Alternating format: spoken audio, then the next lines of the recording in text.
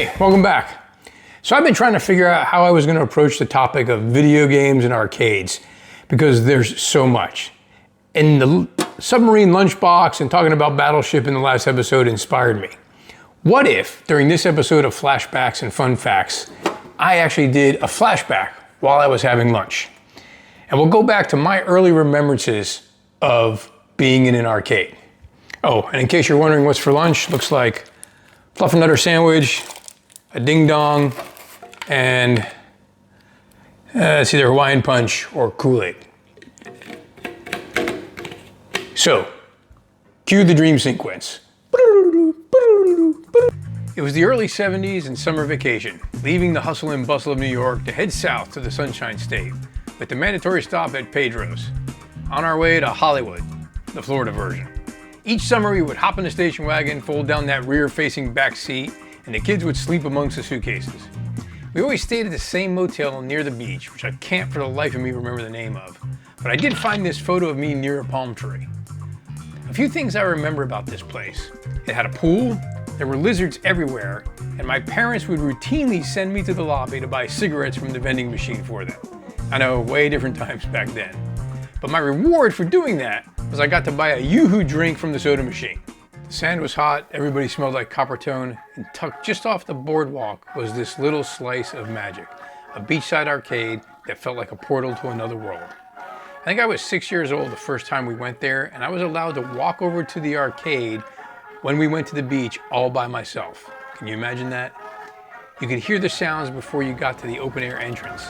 And inside, it was a symphony of bells, buzzers, and mechanical marvels. Among the skee-ball lanes and clatter of pinball flippers stood a machine that captured my imagination, Sea Raider. It is the first arcade game I can remember getting addicted to. Released by Midway in 1970, Sea Raider was an electromechanical arcade game, before pixels and virtual reality ruled the world. And it wasn't just a game, it was a mission.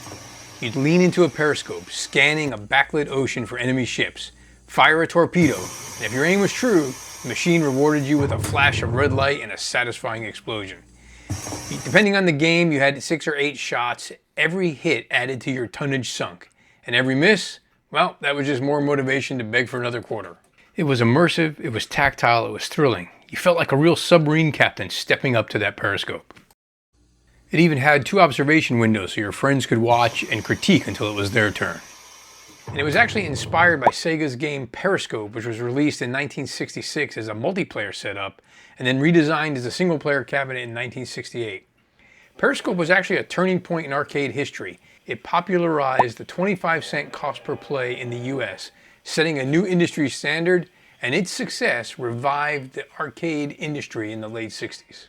And it inspired not only Sea Raider, but Sea Wolf and Sea Devil as well. These games and the others you would find in those early arcades weren't just entertainment, they were experiences. They combined light, sound, and mechanical ingenuity to simulate naval combat in a way that felt real to a kid peering through a periscope. For many like me, they were the first taste of interactive storytelling through technology. Elsewhere in that arcade, I got to go underwater with a spear gun in Killer Shark, where a plastic shark lunged at you from behind the screen. I could test my pre-adolescent driving skills on the track in Speedway. Become a pilot for a few minutes, flying Whirlybird Hilo, or maybe test my precision flying skills in Stunt Pilot. I could work my way up to Pinball Wizard, or test my bowling skills or skee-ball skills. And the best thing was that many of these games gave you tickets based on how high you scored. And you could trade those tickets in for prizes, candy, or maybe even a fake snake to take to the beach.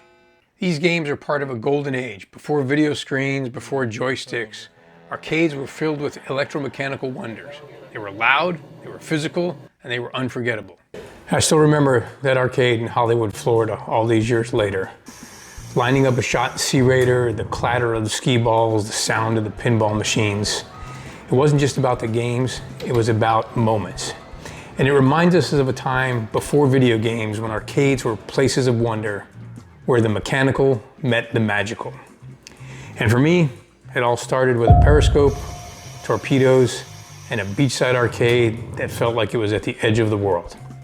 Thanks for watching. You can check out the rest of the episodes on the link at the end of the video, and we'll see you next time.